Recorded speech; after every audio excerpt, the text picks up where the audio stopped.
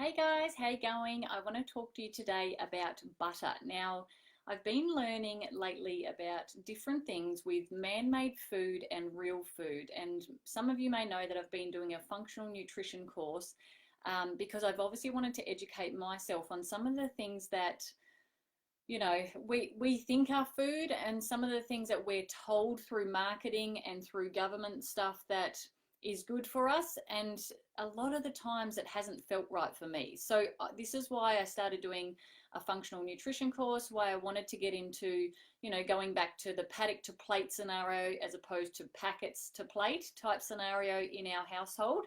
And one of the things I've been learning about is butter.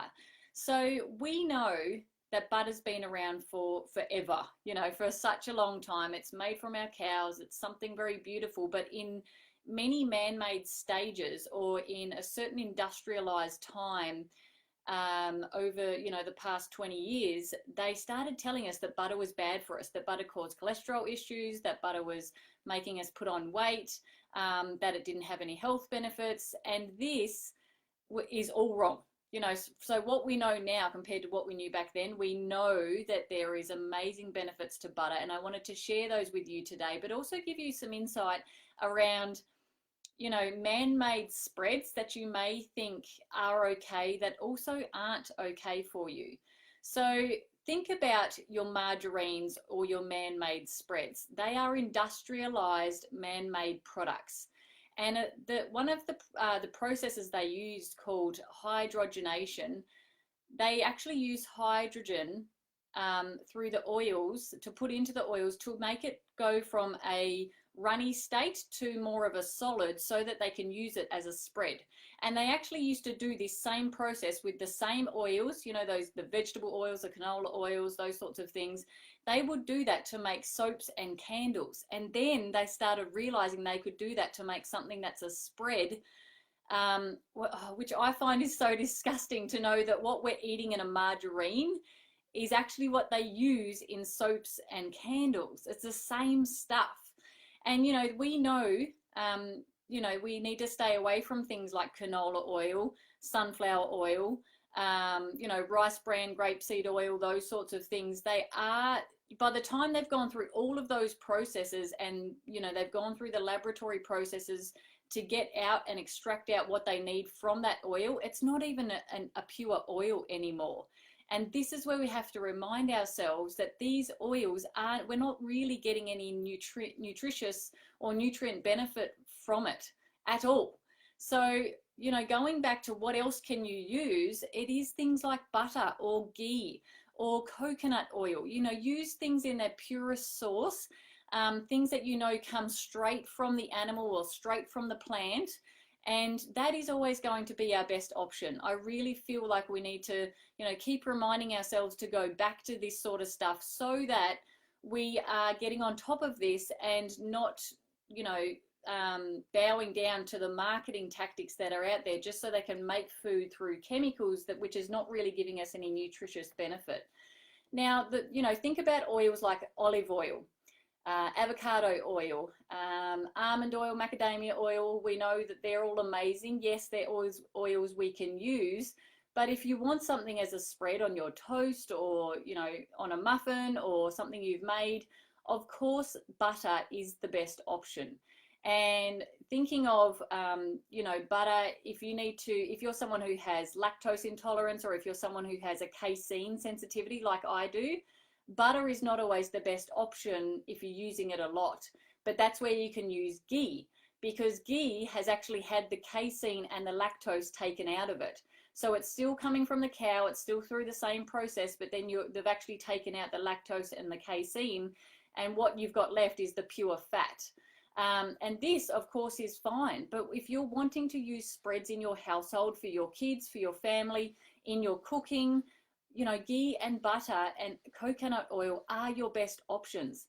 Now, the thing that used to scare people was that because those options are a saturated fat, that's where they thought that was causing cholesterol issues.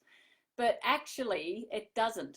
So you think of cholesterol, we actually need good and bad cholesterol in our body, to support our hormones. They are needed to keep us healthy. But it's more so things like sugars and those refined crappy carbs that actually cause our cholesterol issues, not butter and not coconut oil.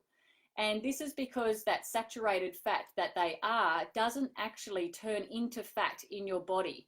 The process that it goes through and goes straight into the liver, it's, you know, doing things like making ketones and those sorts of things, but it's not actually causing your body to become fat or to store fat.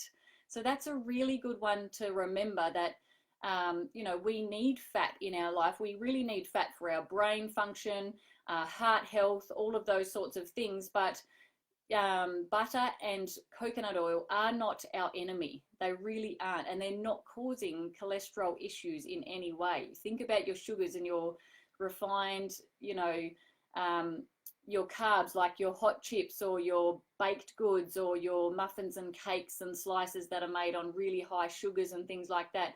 They're the type of things, or, you know, anything that's been, you know, cooked in a high oil,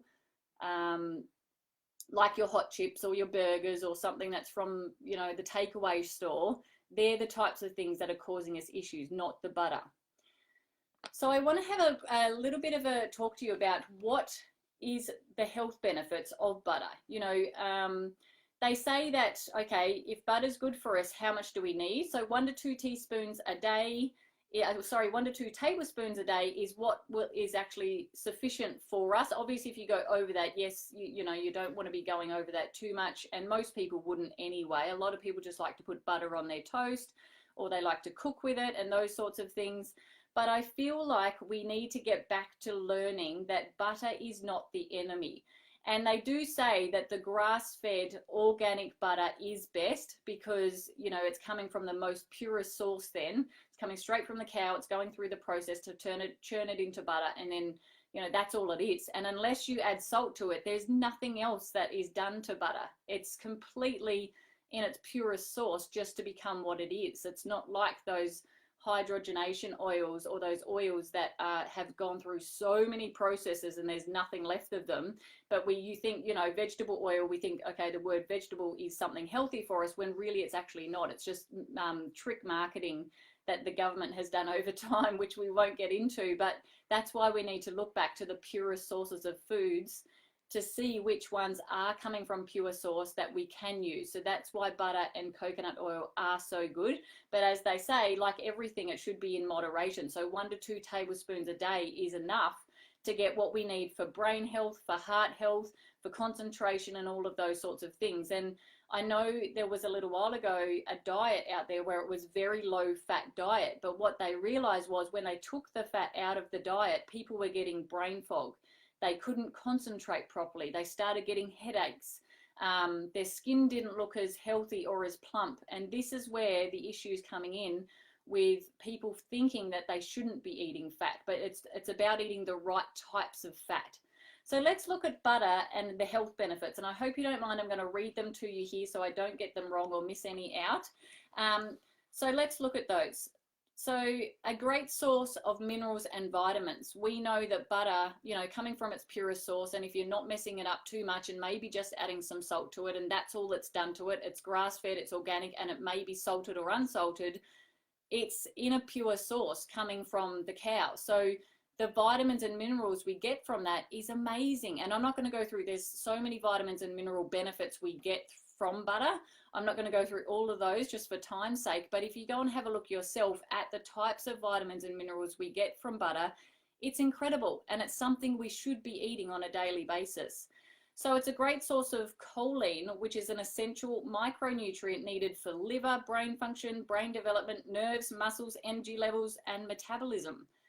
Now, that one I didn't know of, but go look it up if you need to. CHOLINE, essential micronutrient.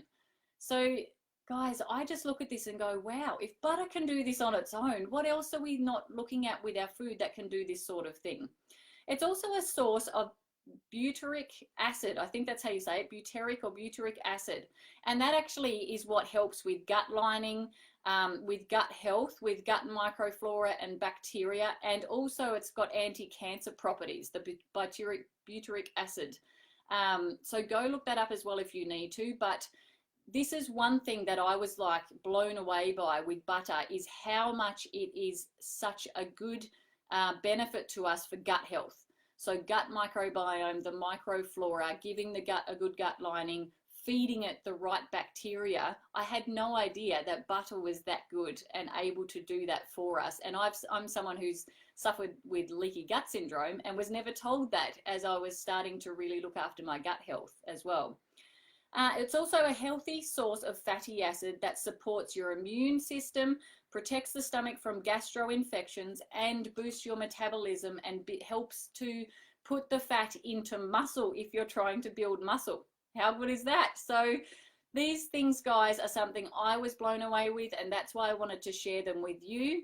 I'd love you to put it in the comments if you have any other health benefits that you know of from butter, or you know, where you use butter in your lifestyle. I love using butter on a really high quality sourdough, but I know a lot of people these days even use butter or ghee in their coffee, you know, because if they're on, you know, doing ketosis and they're wanting to get more ketones in their body, butter is a really good way to do that, because it's not storing. It's a saturated fat that doesn't store as a fat in your body, but it's one you can use for energy, to build ketones, which builds your, you know, gives you that energy throughout the day, and the, you know, all of that energy you need if you're in a ketosis state as well.